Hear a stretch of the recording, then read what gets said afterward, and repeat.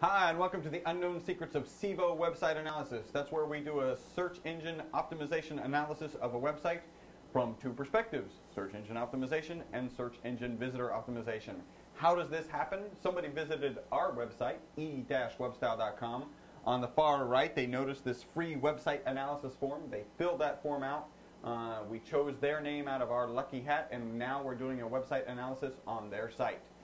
Today, at this time, we're doing Excel photography training.co.uk, obviously in the great United Kingdom. And let's first impressions. As we look at this, okay, it's related to cameras. If we scroll up, let's see, there's training. So I'm training. I probably ended up here because I'm interested in some sort of photography training. My first kind of impression is the photos are actually very weak for a photography trainer. And they may be incredibly great photos, but the detail that was chosen for the website is not good, or the photos were not chosen well. There's a lot of websites that we critique because they're mostly photos and they don't have any sales pitch. Yours should be one of those websites because it is about photos. In fact, if you could have a batch of 4 photos from a student before they took your class and a batch of 4 photos prior. In fact, your class, in order to make a great website, should be, hey, go take a picture of a car, go take a picture of a dog, go take a picture of a person, take your course and do the same thing, and then compare before and after, assuming that they got better. That would be a really good way to show what people get out of your course. As we look at this, you don't really have any calls to action other than this one, which is dependent on you being online.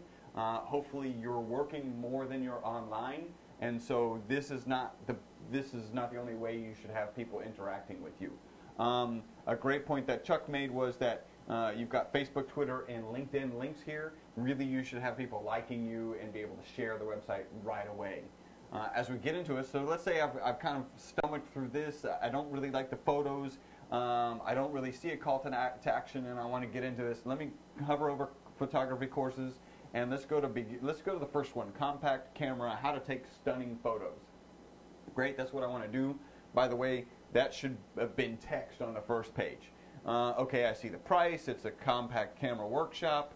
That's an interesting photo. Again, the detail in that photo, it just doesn't pop. It needs to really pop. You're a photographer, and you're going to teach me how to be a better photographer. Yeah, it appears that the images have been optimized too much for the web. Yeah. And so they have a small file size, which is great, but you've lost clarity. You've lost that HD effect that a photography site needs. Should have, absolutely.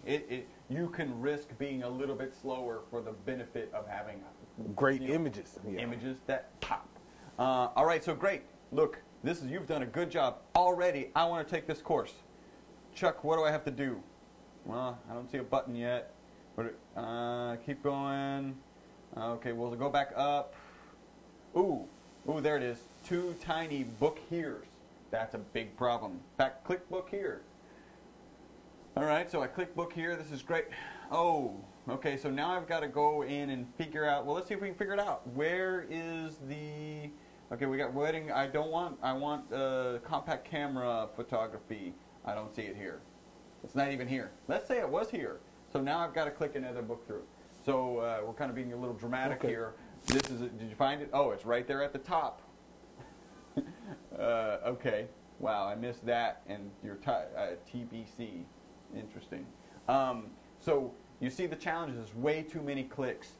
This should be a button, and it should be on the previous page. It should be both at the top in case you sell them quickly. In fact, you've written all that great content, and maybe you should have more photos in it. And you should desperately hope that nobody looks at that content that they've already sold possibly by a referral, and they come to that and they click it and they purchase. So that's from a search engine visitor optimization perspective. I would also include your phone number everywhere. I mean, there are people who want to look at all these images. There are other people who just want to, hey, Jeff, I was just wondering, how does your class? How's it work? Do I need what kind of, look, I got this really crappy camera. It only costs $1,000. That is a joke. Is that going to be good enough? That kind of thing. Yeah, or stuff like, or hey Jeff, I'm on your website and I have a question about booking one of your classes. Yeah. Because it is hard to find them. The phone number would help encourage people to do so. Absolutely. From a SEO perspective, we're going to look. We use a tool called Seo Quake. That tool is a plug-in, in this case on Firefox. As we look at it, we got best beginners wedding and portrait courses. Okay, so often in meta tags, the comma indicates a separation between keywords you're going after. So best beginners is clearly not a keyword. You're actually using it in the context of this entire sentence. If you wanted to do wedding and portrait courses first, that would make sense. But learning photography, photography courses, one-on-one photography courses. In fact, you've got enough target keywords. You need to have a page for each one of those kinds of phrases. One-on-one photography courses, or yeah. Well, what I was going to say was, and with the domain name being photography training would probably be my target phrase. Yep. It would be in the title, it would be in the keywords, and in the description. Well, and Google would probably know training and courses are so related enough that it would buy you some. And you really should have pages for the keywords that people are going to search, right? Classes for beginners, photography. Yeah, you got portraits more than you have photography. Personally, that's nothing I would search. You are in the UK, so you may search a little different. People may search for portraits as opposed to photography. You got a PR of 2, a robot text file, sitemap. This is all good stuff. 800 keywords. I didn't realize that. That's awesome. You do have photography mentioned. You've got courses. You've got. So I think it's in your title. It looks like you don't have photography in your title. So we want to make sure that you have photography in the title. You do have photography courses. In fact, you want to make sure you have photography courses and photography training, both in the title and in the text. And you've got decent densities on all of those. So you're doing a lot of things actually really well. That's good. You just need to tighten up things. What we noticed, one other thing that was pretty simple. A lot of what's in your description needs to be moved up into the title and separated in different pages. Become a great photographer. I might type that actually. Photography classes and workshops for beginners. You don't have photography there, but that would be a great keyword. That would be a great page. In fact, your classes should be titled that way. That way you don't have to have this separate page that sends them to classes. Actually call your classes great classes for workshops and for beginners.